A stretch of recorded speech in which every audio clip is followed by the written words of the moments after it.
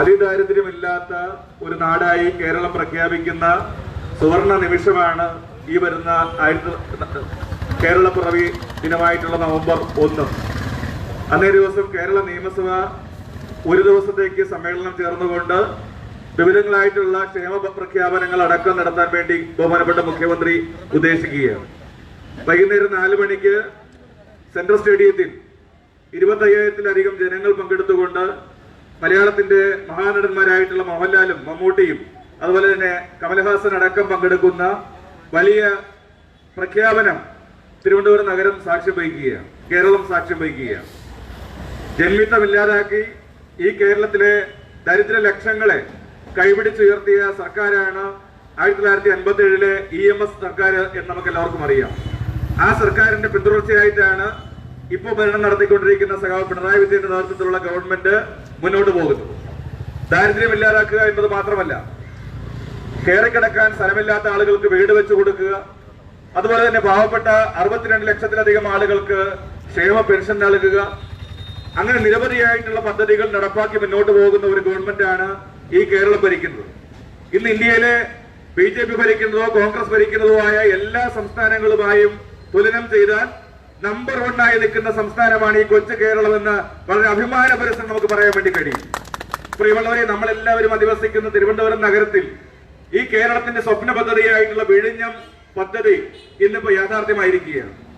ആ വിഴിഞ്ഞം പദ്ധതി യാഥാർത്ഥ്യമായി 1 വർഷം കഴിയുന്നതിന് മുമ്പ് തന്നെ ഏതാണ്ട് 380-ലധികം വരുന്ന മദർഷിപ്പുകൾ അടക്കം ഈ തുറമുഖത്തേക്ക് വന്ന് ചരക്കുകൾ കൈകാര്യം ചെയ്തു എന്ന് പറയുന്ന ചെറിയൊരു കാര്യമല്ല. ഇന്ന് ഈ ജാഥയിൽ പങ്കെടുക്കുന്നവരും അവരുടെ പിന്തുണക്കാരികളുമായിട്ടുള്ള കുട്ടികൾ വളർന്ന് വലുതായി വരുമ്പോ തീർച്ചയായിട്ടും ഈ നഗരം, ഈ കേരളം സിംഗപ്പൂർ പോലെയോ ഷാർജ പോലെയോ മലേഷ്യ പോലെയോ ഉള്ള ഒരു വലിയ നഗരമായി മാറും.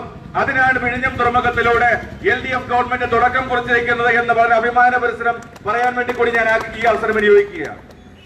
കൊച്ചിയിലെ വാട്ടർ മെട്രോ അത് യാഥാർത്ഥ്യമായി. ഇന്ന് കേരളത്തിൽ പവർ കട്ടില്ല, ലോഡ് ഷെഡിംഗ് ഇല്ല. പവർ ഗ്രിഡ് യാഥാർത്ഥ്യമാക്കിക്കൊണ്ട് പവർ കട്ടില്ലാത്ത, ലോഡ് ഷെഡിംഗ് ഇല്ലാത്ത ഒരു കേരളത്തെ നമ്മുടെ ഗവൺമെന്റ് ഇതോടുകൂടി യാഥാർത്ഥ്യമാക്കിയിരിക്കുകയാണ്. ഇന്ന് തിരുവനന്തപുരം നഗരത്തിലും ഈ കഴക്കൂട്ടം പരിസര പ്രദേശങ്ങളിലുമെല്ലാം പൈപ്പ് ലൈനിലൂടെ ഗ്യാസ് നൽകിക്കൊണ്ടിരിക്കുകയാണ്. സിറ്റി ഗ്യാസ് പദ്ധതി അത് യാഥാർത്ഥ്യമാക്കിയത് നമ്മുടെ ഗവൺമെന്റാണ്.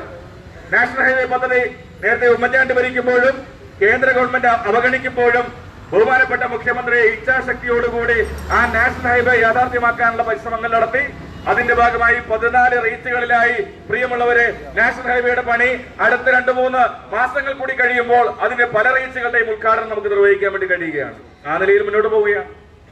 ഈ ഓണക്കാലത്ത് നമുക്കെല്ലാവർക്കും അറിയാം, വിലക്കയറ്റം ഇന്ത്യ മഹാരാജ്യത്തിലെ എല്ലാ സംസ്ഥാനങ്ങളിലും വിലക്കയറ്റം കൊണ്ട് പൊറുതിമുട്ടുമ്പോ കേരളത്തിലെ ജനങ്ങൾക്ക് ഓണം ആഘോഷിക്കാൻ ഏറ്റവും നന്നായി ഇടപെട്ട ഒരു ഓണക്കാലമല്ലേ ഈ കഴിഞ്ഞു പോയത്.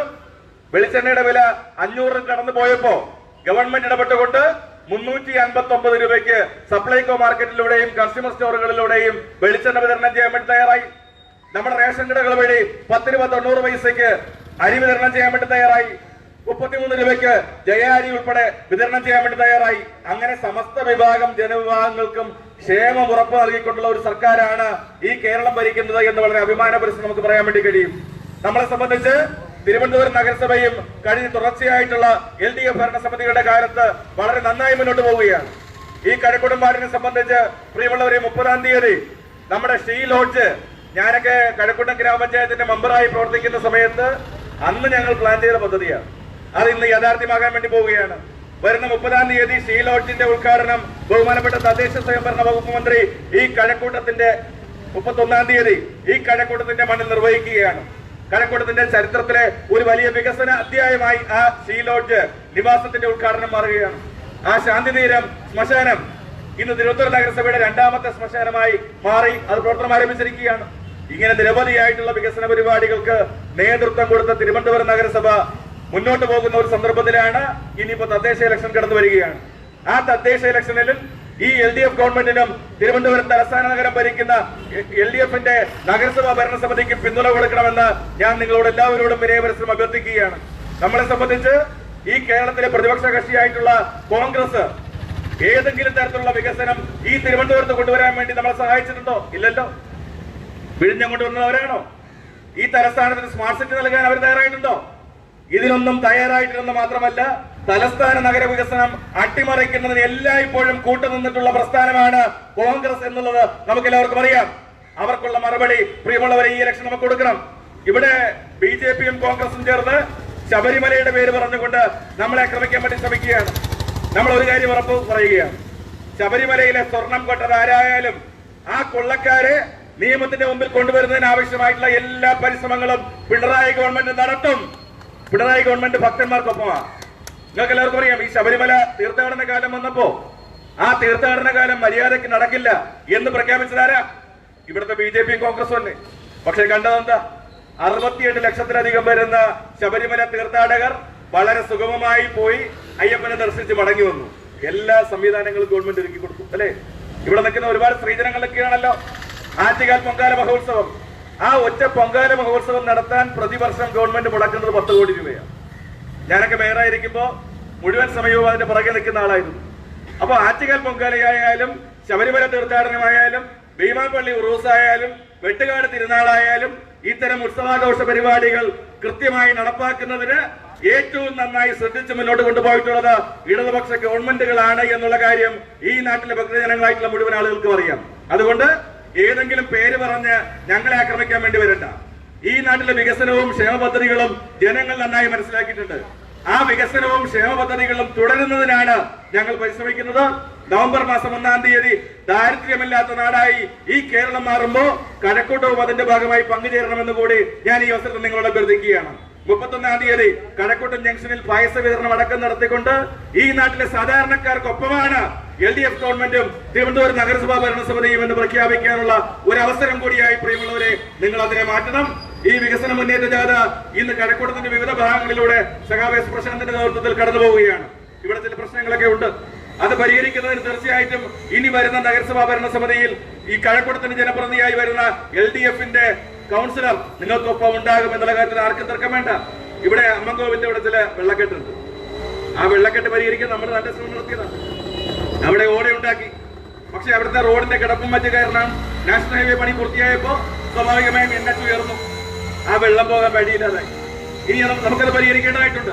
ഇങ്ങനെയുള്ള പല കാര്യങ്ങളും ഇവിടുത്തെ MLA ആയിരിക്കുന്ന ശ്രീ കടകംപള്ളി സുരേന്ദ്രൻ അദ്ദേഹം ഇടപെട്ടുകൊണ്ട് രാമചന്ദ്ര നഗറിന്റെ ആവശ്യം വേണ്ടുന്ന പണം അനുവദിച്ചിട്ടുണ്ട്. ഇവിടെ ഇപ്പൊ പ്രശ്നമായി മുന്നോട്ട് വയ്ക്കുന്ന പല കാര്യങ്ങളും പരിഹരിക്കാൻ ഇതിനോടകം തന്നെ സ്ഥലം MLA എന്ന നിലയിൽ സഖാവ് കടകംപള്ളി ഇടപെട്ട് കാര്യങ്ങൾ ചെയ്തിട്ടുണ്ട്. അത് പൂർത്തീകരിച്ചു കഴിഞ്ഞാൽ ഇനി പറയുന്ന പ്രശ്നങ്ങളും ഇല്ലാതായി തീരുമെന്നുള്ള കാര്യത്തിൽ തർക്കമൊന്നുമില്ല. അതുകൊണ്ട് ഈ കഴക്കൂട്ടത്തെ ജനങ്ങൾക്ക് വളരെ അഭിമാനപുരസ്സരം LDFന്റെ ഒപ്പം നിൽക്കാൻ വേണ്ടി കഴിയും. ഈ LDF ഗവൺമെന്റും തലസ്ഥാന നഗരസഭയും ഭരിക്കുന്നത് ഈ നാട്ടിലെ സാധാരണപ്പെട്ട ജനങ്ങളെ സഹായിക്കാൻ വേണ്ടിയിട്ടാണ്. വീടില്ലാത്തവർക്ക് വീട് കൊടുക്കുക, കറണ്ടില്ലാത്തവർക്ക് കറണ്ട് കൊടുക്കുക, വെള്ളമില്ലാത്തവർക്ക് വെള്ളം എത്തിച്ചു കൊടുക്കുക, ഇങ്ങനെ നിരവധിയായിട്ടുള്ള പ്രവർത്തനങ്ങളുമായിട്ടാണ് ഈ ഭരണസമിതി മുന്നോട്ട് പോകുന്നത്. കഴിഞ്ഞ നാളുകളിൽ കഴക്കൂട്ടത്തെ മുഴുവൻ ജനങ്ങളും ഞങ്ങൾക്കൊപ്പം നിന്നിട്ടുണ്ട്. ആ വിശ്വാസം നെഞ്ചിലേറ്റുകൊണ്ട് ഈ വികസന മുന്നേറ്റ ജാഥ സമാപിക്കുമ്പോൾ അതൊരു വലിയ തരംഗമായി നമുക്ക് മാറ്റിക്കൊണ്ട് പ്രിയമുള്ളവരെ ഈ കഴക്കൂട്ടത്തിന്റെ വികസനം നമ്മുടെ ഒരു വലിയ പ്രതിജ്ഞയായി മാറ്റിക്കൊണ്ട് മുന്നോട്ട് പോകാൻ നമുക്ക് എല്ലാവർക്കും കഴിയണം എന്ന് മാത്രം പറഞ്ഞുകൊണ്ട് ഇന്ന് ഈ വൈകിവേളയിലും ഈ ജാഥയോടൊപ്പം സഞ്ചരിക്കുന്ന സ്ത്രീജനങ്ങൾ ഉൾപ്പെടെ കുട്ടികൾ ഉൾപ്പെടെ മറ്റ് വിവിധ ചെറുപ്പക്കാരുൾപ്പെടെയുള്ള നിരവധിയായ ആളുകളെ ഞാൻ പ്രത്യേകമായി അഭിവാദ്യം ചെയ്തുകൊണ്ട് ഈ ജാഥയുടെ ക്യാപ്റ്റൻ സഖാവ് എസ് പ്രശാന്തിനെയും വൈസ് ക്യാപ്റ്റൻ സഖാവ് സതീഷ് കുട്ടനെയും അതുപോലെ തന്നെ ജാഥ മാനേജർ സഖാവ് മുരളീധരനെയും പാർട്ടിയുടെയും വർഗവിരുദ്ധ സംഘടനകളുടെയും എല്ലാ നേതാക്കന്മാരെയും അഭിവാദ്യം ചെയ്തുകൊണ്ട് അതുപോലെ തന്നെ CPIയുടെ നേതാക്കന്മാരിവിടെയുണ്ട്, മറ്റ് LDFന്റെ ഘടകകക്ഷി നേതാക്കന്മാരിവിടെയുണ്ട്. അവരെല്ലാം അഭിവാദ്യം ചെയ്തുകൊണ്ട് ഈ ജാഥയ്ക്ക് അഭിവാദ്യങ്ങൾ അർപ്പിച്ചുകൊണ്ട് എന്റെ വാക്കുകൾ ചുരുക്കുന്നു. സഖാക്കളെ എല്ലാവരും ഈ ജാഥയെ അഭിവാദ്യം ചെയ്ത് സംസാരിച്ച കഴക്കൂട്ടത്തിന്റെ പ്രിയപുത്രനും വട്ടിയൂർക്കാവിന്റെ പ്രിയപ്പെട്ട MLAയുമായ VK പ്രസാദിന് ഈ ജാഥയുടെ പേരിൽ 1000 നന്ദി അറിയിച്ചുകൊള്ളുന്നു. പ്രിയങ്കരനായ